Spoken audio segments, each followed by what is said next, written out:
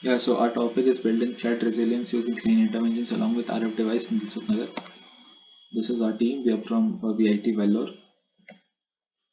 Coming to the contents of this project, it's first of all, it's about the study area Hyderabad. Second, the strategies to flood mitigation, and third part is RF devices for mitigation. Before starting, I would like why we chose floods. It's to be better safe than sorry. We can't avoid floods, so it's better that we prepare against it. Everyone naming some major floods in history. It's the Johnston flood 1889 and the Central China flood in 1931. About Hyderabad, it's the capital city of Telangana, Indian state, and it occupies a 650 square kilometer area and has a population of 7.75 million. This is the built-up area of Hyderabad, which shows permanent and seasonal waters. Now, this is the rainfall history and the impacts it caused.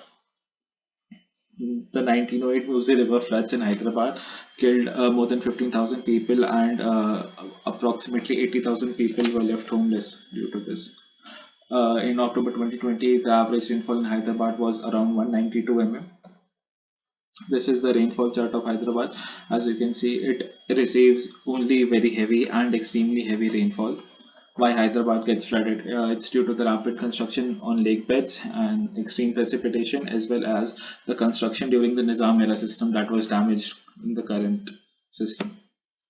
On the gap in literature, we the different thing which are providing are barriers, RF implementation, rainwater garden, rain harvesting system, green roof, porous pavement, and wetlands. We have chosen Dilchuk Nagar as our study area as it is a low-lying area with a dense population. Also, River Musi flows by this area, and on the river side there is Musi River Water Treatment Plant, which discharges purified water back into the river. Whenever there is a huge storm, River Musi floods into this area, which makes this area highly flood prone. Here we have represented the boundary of study area in red and the path of river in blue. In 2020, due to excessive rainfall, the stormwater accumulated on the pavements. Also, Musi River outflowed into this area, making it flooded. This video shows us how the homes were inundated with sewage water, vehicles being washed away, and cellars turning into pools. So, as the area is already densely built up, we can't erect huge structures here. And so, the problems identified in this area which makes it flood prone include having no boundary barrier wall for the river flow. So, we strategize to construct a barrier wall so that the river water doesn't easily come out of its path. The second problem is that the area has no water absorbing landscape, so the wetland and water harvesting green interventions can be made. The third problem is that the people aren't alerted to the incoming flood at the area level. So we can put up a device which helps in alerting the people. The first two pictures represent the present day situation of Musi River, which has no barrier wall, making the area highly prone to flood. The third picture is a representation of our idea that it can be built like that to resist flood. Then the Cabian stones can be placed on the wall as they are economic, maintained easily, and they are able to bleed off any hydrostatic pressure, eliminating the need to install a drainage system. In the final image, we have represented the idea of barrier wall in orange lines.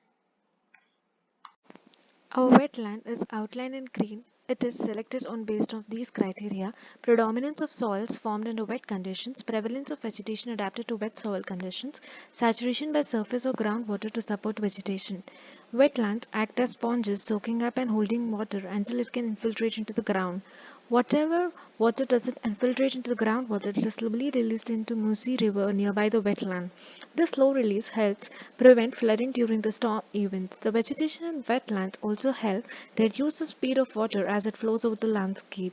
Indigenous trees are planted around the treatment wetland. The treatment wetland is divided into lower and upper wetlands.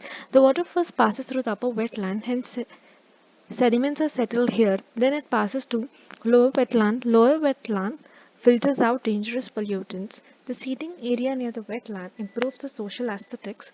Porous pavement must be constructed so it absorbs water and it will be a walking path. Near the high tide mark, our RF device will be placed. Green roofs will have a layer of plant material that absorbs water like a sponge. They capture water when it rains. slowly releasing it through evaporation and plant use. Green roofs can significantly reduce the amount of rainwater that would otherwise run off an impervious roof surface. Green roofs should be increasingly used in this area because they're space constrained. Rain gardens can give bioretention facilities. A depression is constructed and over that native plants are planted.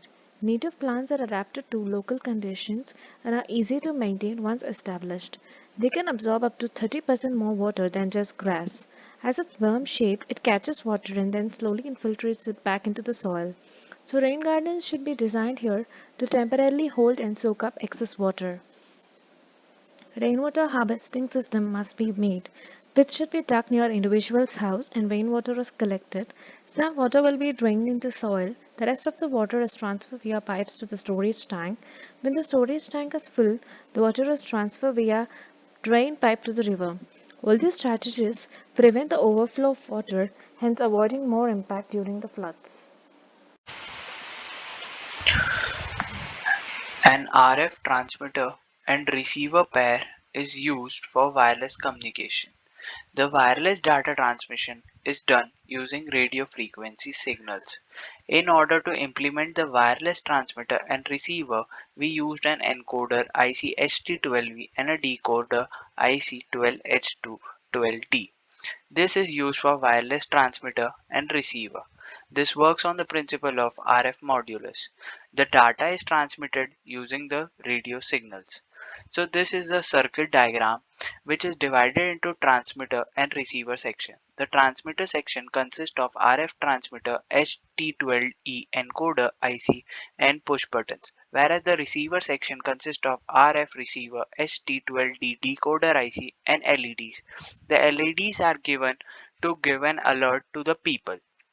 So these are the instruments which we have used: RF transmitter, ST12E encoders, LEDs, RF receiver, ST12D decoders, breadboard, resistor, jumpfire and batteries. So the working principle of this device is the transmitter will transmit the data to the receiver when a flood happens, whereas the receiver consists of LEDs. So in the transmitter there is a push button. The people can press the push button which will give an alert towards the receiver and people. So the budget for this instrument is, we have taken all the accessories from Pune, India. So the total estimated budget is rupees 605. The expenses are given in this table. So these are the references which we have followed.